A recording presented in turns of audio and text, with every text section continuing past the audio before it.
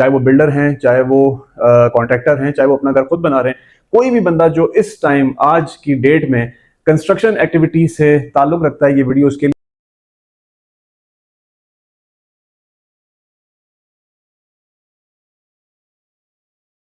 अस्सलाम वालेकुम, मेरा नाम इर्सा जैदी और आप देख रहे हैं मेरा ऑफिशियल यूट्यूब चैनल इर्सा जैदी। अगर आप मेरे चैनल के ऊपर नए हैं तो मेरे चैनल को जरूर सब्सक्राइब कर लें।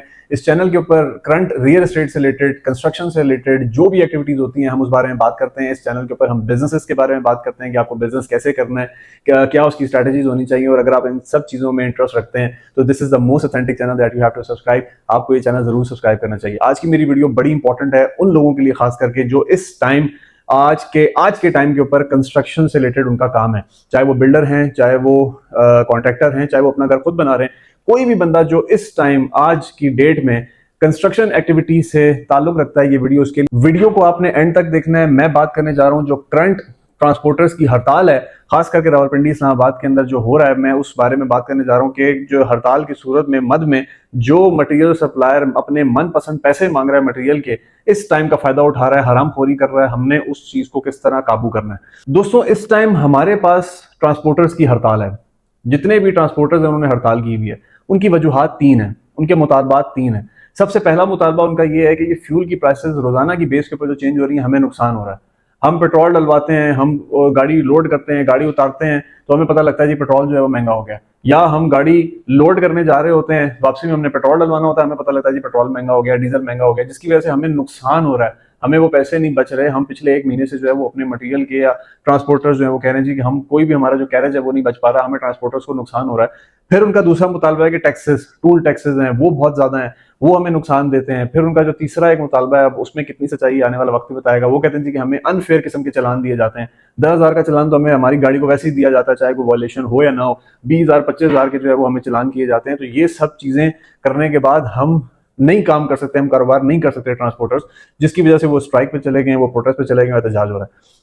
इस टाइम कंस्ट्रक्शन से रिलेटेड जो मैं बात करने जा रहा हूँ, और बहुत सारे शोबे हैं क्योंकि हम कंस्ट्रक्शन के शोबे में इंडल्ज हैं, हमें कंस्ट्रक्शन का पता है कि कंस्ट्रक्शन में क्या हो रहा है, तो मैं उससे रिलेटेड बात करने जा रहा हूँ कि इस टाइम क्या हो रहा है कि कोई भी ड्राइवर गाड़ी लेकर निकल रहा है, उसकी गाड़ी को पकड़ा जा रहा है, उसकी गाड़ी को खाली कराया जा रहा है। एक दो वीडियोस में आपके सामने लगा भी देता हूँ कि ड्राइवर्स के साथ क्या हाल किया गया है।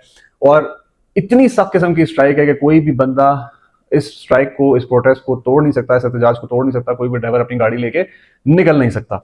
अब पॉइंट क्या है कि इस माहौल का फायदा उठाते हुए हर फील्ड में कुछ हरामखोर होते हैं जो सामने आ जाते हैं। अब कुछ मटेरियल वाले, ठीए वाले ऐसे हैं जिनके पास मटेरियल स्टॉक में पड़ा हुआ है, सीमेंट है, रेत है, बजरी है, वो स्टॉक में पड़ा हुआ है, मटेरियल आ नहीं रहा, गाड़ियां बंद हुई हुई हैं, रास्ते बंद हुए हैं, ठीक है, कोई मटेरियल, कोई सप्लायर जो है वो नहीं उतार पा रहा। लेकिन कुछ लोगों के पास जो ठीयों पे मटेरियल पड़ा हुआ है वो उसकी डबल प्राइसेस मांग रहे हैं।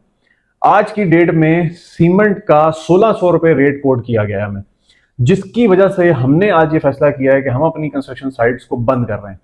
क्योंकि अगर इस टाइम हमने अपनी कंस्ट्रक्शन साइट्स को बंद कर दिया हफ्ते के लिए, 10 दिन के लिए, इस मसले के हद तक, जब तक ये मसला हल नहीं होता, और उम्मीद है कि जल्दी हल हो जाएगा, कल भी इनकी नेगोशिएशन हुई है गवर्नमेंट के साथ, आज भी इनका नेगोशिएशन का सेशन है, उम्मीद है कि मसला किसी न किसी तरफ जो है वो चला जाएगा, रुक जाएगा। तो जब रुक जाएगा तो ऑटोमेटिकली गाड़ियां खुल जाएंगी, ट्रांसपोर्टर्स जो हैं वो मटेरियल सप्लाई करना शुरू हो जाएंगे, तो रेट्स ऑटोमेटिकली अपनी जगह के ऊपर आ जाएंगे। लेकिन अभी प्रॉब्लम क्या है कि एक पैनिक सिचुएशन बनाई जा रही है कि जी पता नहीं कब तक ये एहतजाज रहेगा, मटेरियल आएगा नहीं आएगा।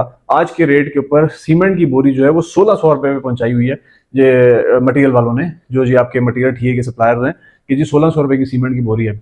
तो हमने ये करना है as a builder, as a market stake holder, कि हमने इनसे एक हफ्ता कोई मटेरियल नहीं लेना, हमने किसी किस्म की कोई कंस्ट्रक्शन एक्टिविटी नहीं करनी जब तक ये मसला इनके साथ लगा हुआ है। जब ये मसला हल हो जाएगा, रेट ऑटोमेटिकली पीछे आ जाएंगे, अपनी जगह के ऊपर आ जाएंगे, अपनी कंस्ट्रक्शन एक्टिविटी को जारी रखें।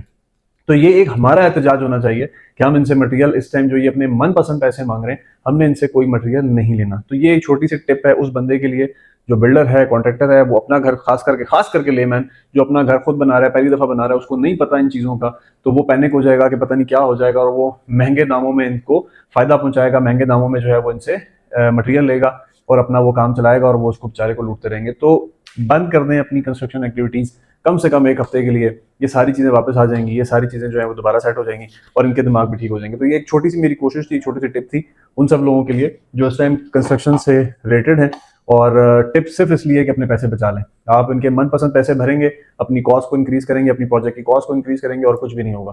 ठीक है, तो ये 2-4 दिन में इंशाल्लाह मसला हल हो जाएगा, तो ऑटोमेटिकली चीजें जो है वापस आ जाएंगी। वीडियो अगर पसंद आई हो तो लोग अपने ग्रुप में, अपने सर्कल में जरूर शेयर करिएगा, ताकि इस वीडियो से मजीद लोग फायदा उठा लें।